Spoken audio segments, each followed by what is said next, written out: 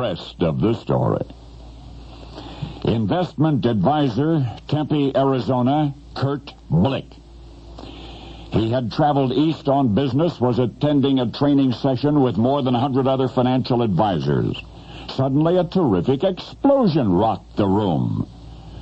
Well, there was no apparent damage, and moments earlier a speaker at the meeting had made a reference to heaven, so there was rather nervous laughter at the coincidence until a second explosion, this one more powerful, and this one extinguished the lights and shut down the air conditioning system. The date was February 26, 1993, on the 107th floor of the New York World Trade Center. You now know what caused those roaring blasts and the nightmare that followed. But this is the rest of the story. For Kurt Blick and his colleagues, there was only one way down from the 107th floor, the stairwell, but there were no building plans, so the group would have to start walking down those stairs and hope that they led safely down and out. As they descended, the air in the stairwell grew hotter. Somebody said, "I smell smoke." Now remember, nobody knew yet what had happened, or what may yet happen, so when the group reached the 50th floor and discovered that everything below was plunged into darkness, everybody stopped. A voice said, "I'm not going down there." There was a murmur of agreement, but Kurt Blick knew that it was the only way out, and so, despite the now visible plumes of smoke and ever-intensifying heat, Kurt elbowed his way to the front of the stalled crowd and announced, "I'm going down." And down he went. But not alone, for as he continued to descend, those nearest him could see a light.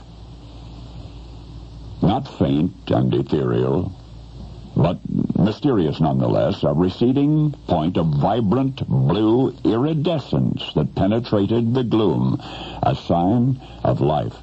And then someone said, "I can see a light." And somebody else said, "I see it too, let's follow it." Not let's follow Kurt. Kurt by then had vanished into blackness. Rather, follow the light. Follow the light. On the 12th floor, the group encountered rescue workers and firefighters. By then, the streets outside were awash in emergency vehicles and television cameras and anxious onlookers. But Kurt and his investment counselor colleagues had made it down the pitch-dark stairwell to safety. Not only because of his courage and his leadership, but because of that mysterious light. A light that accompanied him as he descended into the unknown. Mysterious to all except to Kurt.